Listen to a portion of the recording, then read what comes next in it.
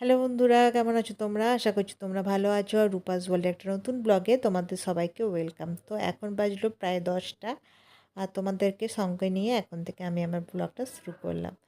তো এই দেখো, চা চা তো তোমরা সবাই আমার ব্লগে এক দুবার দেখতেই পাবে, কারণ সারাদিনে এত চা হয় যে ওটা খুব স্বাভাবিক যে এক দুবার তোমাদের মানে দেখাতেই হবে, তোমরা পছন্দ করো চাই না করো। তো যাই হোক, এটা হচ্ছে দাদার চা, দাদা এইমাত্র উঠলো। তো দাদাকেও চাটা দিয়ে দেবো, আর এদিকে তারপর একটু যেটা বেঁচে থাকবে ওটা আমি খেয়ে নেব।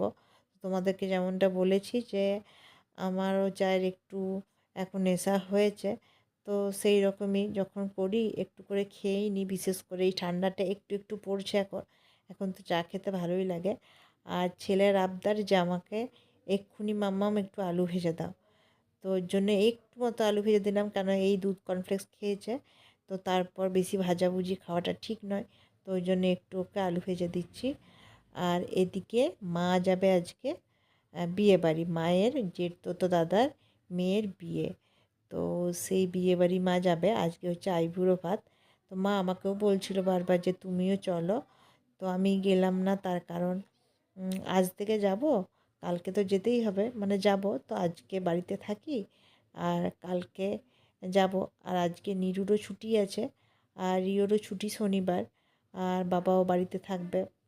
বাড়িতে থাকবে মানে এখনও হয়তো বাড়িতে আছে, তারপর একবার বাইরে বাইরে সবাই বেরোবে, বাবাও যাবে ওষুধ নিতে, নিরু একটু কাজ এসে যাবে, আর মা দাদাও কাজে চলে যাবে, মা বিয়েবাড়ি চলে যাবে, আমি আর রিও থাকবো বাড়িতে।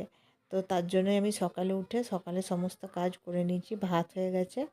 আর এদিকে টিফিনও সবাইকে একে একে দিয়ে দিচ্ছি, মাও টিফিন খেয়েই যাবে।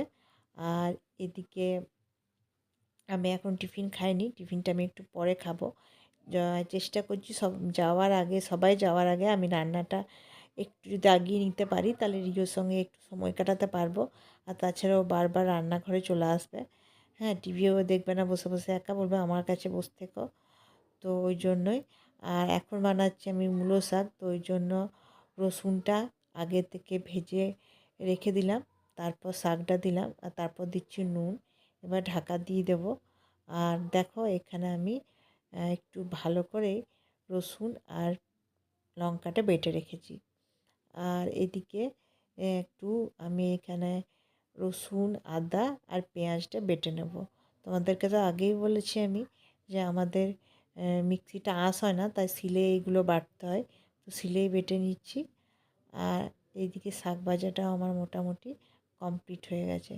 তো মা, নিরু, বাবা এদের সবার টিফিন খাওয়া হয়ে গেছে, আমি শুধু বাকি আছি। তো আমি একটু পরে টিফিন করব। তো এই মূলো শাক কিন্তু আমি একদমই পছন্দ করি না, এর গন্ধটা আমার একদম পছন্দ নয়।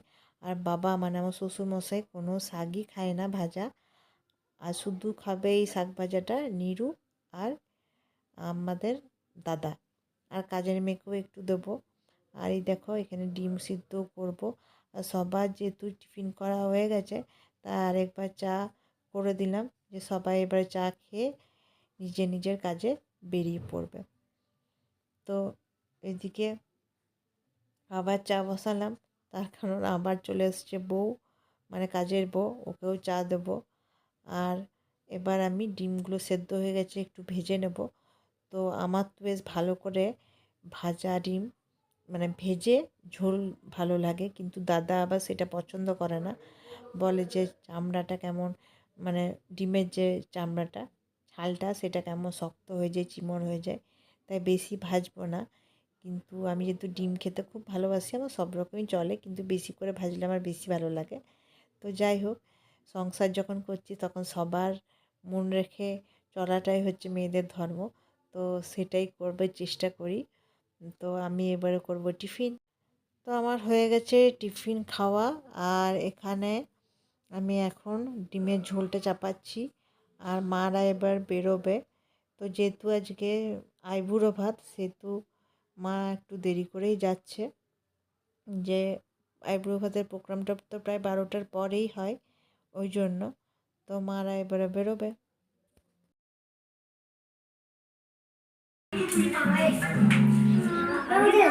বাবা যাবে না, জেপ্পা যাবে নিয়ে।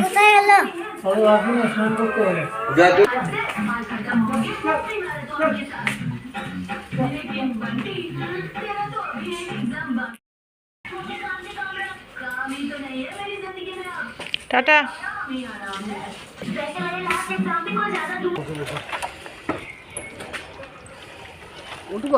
টাটা। হ্যাঁ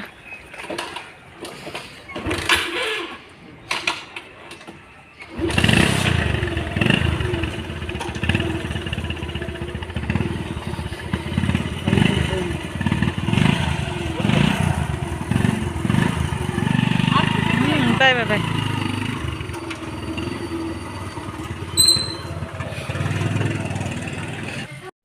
আর মারা তো বেরিয়ে গেল, ওইদিকে বাবাও চলে গেল ওষুধ আনতে, জানি না কখন ফিরবে। নিরুও চলে গেছে বাইরে।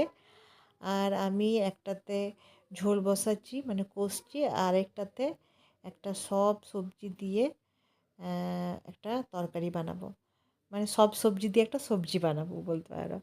তো সেটা শীতকালে বেশ ভালো লাগে খেতে। তো একদিন চেষ্টা করব তোমাদেরকে এই সবজি রেসিপিটা শেয়ার করার। এটা কিন্তু খেতে খুব সুন্দর হয়। আর ওই তাড়াহুড়োর জন্যই আজকে দুটো কড়াইয়ে দুটো বসিয়ে দিলাম, যাতে দুটোই খুব তাড়াতাড়ি হয়ে যায়। আর এই দেখো ডিমের ঝোল কমপ্লিট।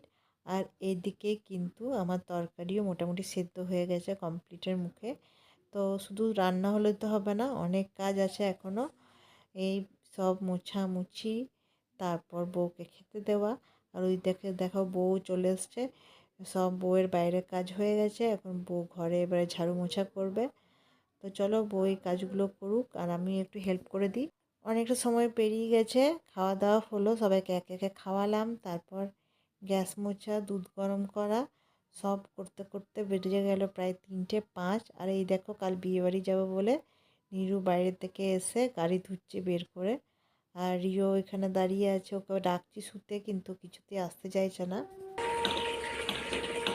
কেন শুতে আসছে না তো?